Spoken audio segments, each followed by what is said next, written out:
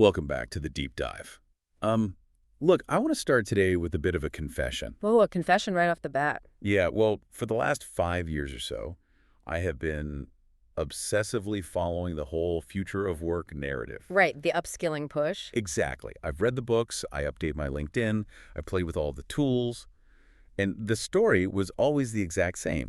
Upskill. It was a very comforting idea. It really was. It was this idea that if you just learned to prompt, if you just stayed adaptable, technology would just be your co-pilot. You'd be Iron Man and AI would just be Jarvis. It tells us that technology just empowers the individual worker, to do more, earn more, be more productive. Right.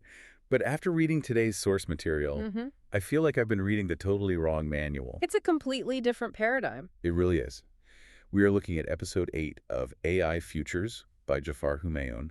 The title is Human to Token. A very provocative title. And honestly, it suggests that while we are all busy learning to be pilots, the biggest tech companies were quietly building planes that don't even have cockpits. That is a very apt analogy. And we really need to set the stage here because Humayoon is very specific about what AI Futures actually is. Right, the governing philosophy of the whole series. Exactly. He says explicitly, AI Futures is not a forecast, it's a framework. Which means we're not just guessing.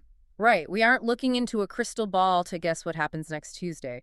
We are looking at the mechanics of the machine right now. We are analyzing the incentives that are currently driving the biggest companies on Earth. And for those listening, if you caught our last deep dive on the productivity illusion, we talked about the what? The decoupling of output from human labor. Yeah, exactly. Today, with Human to Token, we are moving from the what to the how. And the how revolves around the shift from labor-heavy growth to what the source calls token-based operational architectures. Which is definitely a mouthful. It is, but the underlying concept is actually simple. It is about financial gravity. We need to stop thinking about this like a sci-fi movie where robots take our jobs and start thinking about it like an accountant. Okay, an accountant. Yes. We are analyzing how the MAG companies, Meta, Amazon, Apple, Netflix, Google, have fundamentally changed their view of labor. They don't see it as an engine of growth anymore. No, they view it as a manageable friction. Hold on. Friction. Because that feels incredibly cold. We're talking about human beings here. Employees, the people who actually build these companies, are they really reducing people to just a drag on the system? In the context of this analytical framework, yes. Yeah. And to understand why, we have to get into the unit economics. This is the core of that human-to-token concept. Okay, let's unpack that central economic argument, because when I hear the word token, I usually think of crypto or maybe a subway fare. Sure. But here we're talking about large language models. Correct. We need to get technical for just a second. When we say token in the context of AI, we are talking about the basic unit of compute and text processing. So roughly 1,000 tokens is about 750 words, right? Right. It's a measurable finite unit of processing. Okay, so it's a unit of measurement. But in the new economic model, it is the new unit of labor. For the last century, the unit of labor was the salary. You hire a human employee. You pay them $70,000 a year. Or 100,000. Plus benefits. Exactly. You pay for their health insurance, their sick days, HR support. In exchange, you get a year of their cognitive output. And that 70,000 isn't just the money. It's the complexity of managing a person who has opinions and needs. That human unit of labor has good days and bad days. It has interpersonal conflicts. It needs onboarding, sometimes months of it, before it becomes truly productive. That is all friction. Yeah, and the token? The token is pure output. The source material breaks down the math, and it is staggering. Let's look at a task like summarizing a dense legal document. I've actually seen this exact thing in action. A friend of mine is a junior associate. He spends, about 4 hours reading a 50-page filing, highlighting it, drafting a summary, proofreading. Right. So do the math on that. 4 hours of a junior associate's time, plus the overhead of the firm. That summary might cost the firm, conservatively, $500 to produce internally. Sure, easily. Now look at the token model. You feed that same PDF into a context window. It processes the tokens. It generates the summary. The cost for that inference... What, a few bucks? 10 cents. 10 cents. 10 cents, and it took 6 seconds. Okay, that is just hard to wrap your head around. It's not just a discount. It's a complete collapse of the value proposition. It's the destruction of the traditional time-value equation. And this applies across the board. The source notes that generating a customer service email costs about 1 cent via API. 1 cent? designing a basic marketing campaign structure that costs maybe $2 in compute. So if I'm a CFO and I'm looking at these two columns on a spreadsheet on one side, I have a $70,000 recurring cost that asks for raises and takes vacations. On the other side, I have a 1 cent cost. You see the issue. And it isn't just the cost, it's the operational advantages the source highlights. This incentive is irresistible to firms. Because tokens don't sleep. Exactly.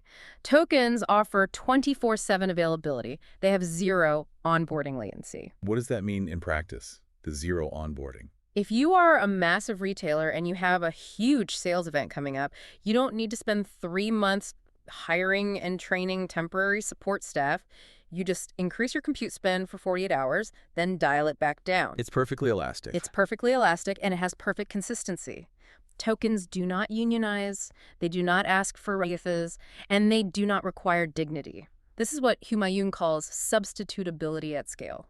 Substitutability at scale. Usually when we talk about this, people say, well, the AI isn't as good as the human. And maybe that's true. Maybe the 10-cent summary isn't quite as nuanced as the junior associate summary. But is it 5,000 times worse?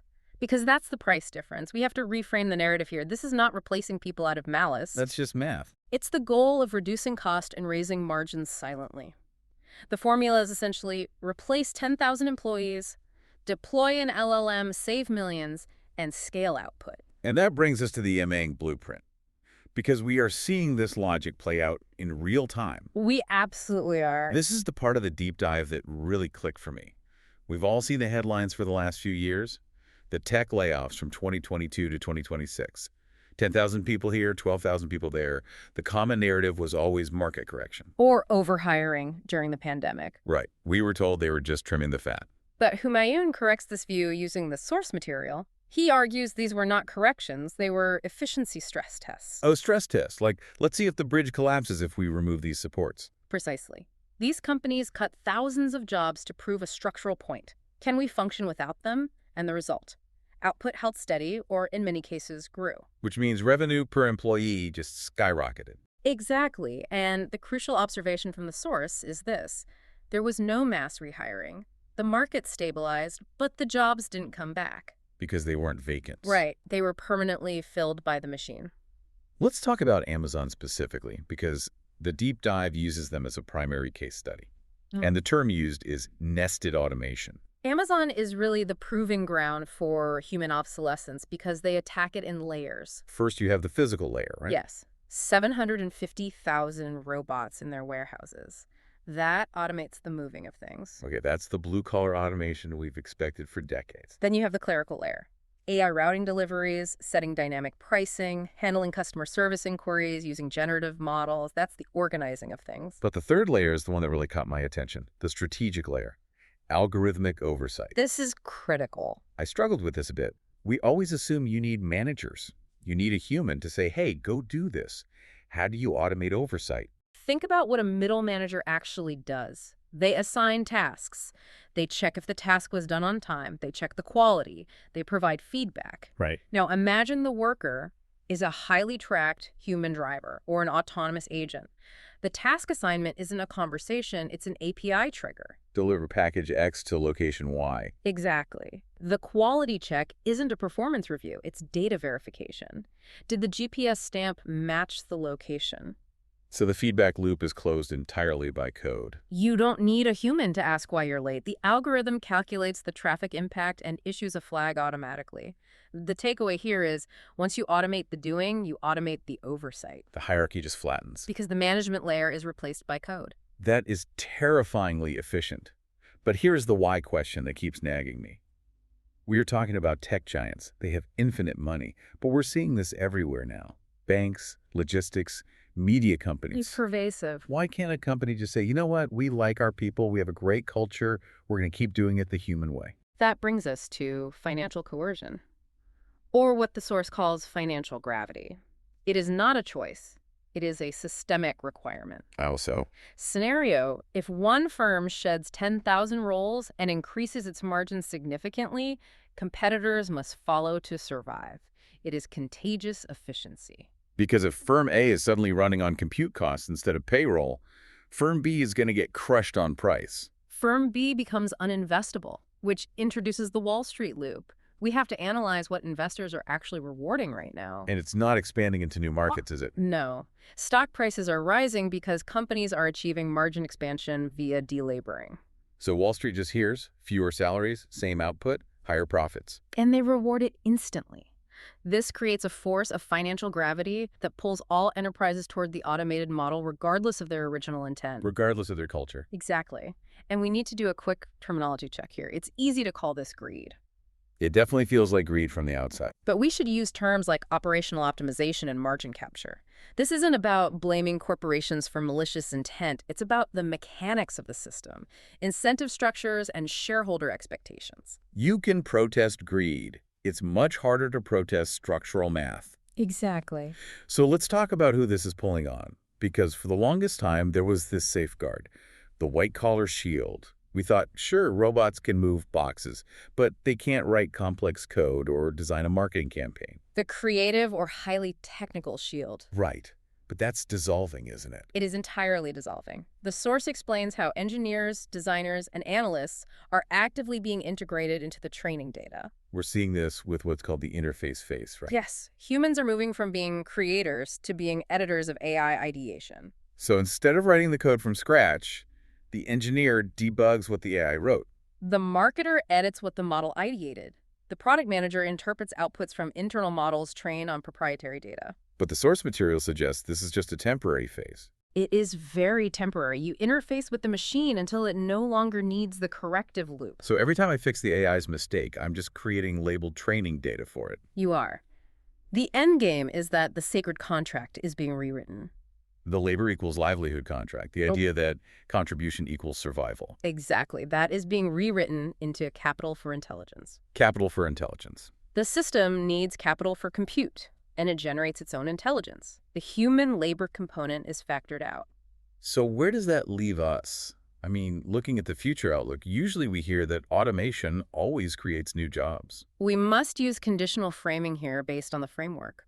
Under the current cost model, the creation of new human-centric job classes may be outpaced by the expansion of automated services. Because the AI learns the new jobs faster than we can invent them. If a new role appears, the interface phase for that role is incredibly short. Wow. Okay, so to synthesize all of this, we are witnessing a massive shift where labor is no longer the engine of growth. It's ballast to be shed. That is the structural reality. I want to leave the listener with that final provocative thought from the source, the final nail concept. It's a profound point.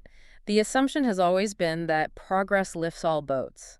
But that relied on the passengers, the workers, being necessary to actually sail the ship. Without the sailors, the cargo doesn't move. Right. But now the port is automated. The ship sails itself. The new economic model operates independently of mass labor participation. Which means the ship generates massive value, but it doesn't need the passengers anymore. Precisely. So for everyone listening, here is an actionable reflection for you. Just check your own inbox, look around your workplace. How many efficiency measures have you seen this year? How many automated workflows have quietly replaced a task? Because that is the sound of the framework in action. That is financial gravity. It's happening right now. And this is just the beginning of the structural changes. Next time, we are diving into the token-based corporation. We're going to explore how AI is reshaping the very definition of a company around microtransactions and automated workflows rather than human labor. It's a deep dive into the architecture of the future enterprise. You won't want to miss it. Stay tuned, stay curious, Yes. stay systemic.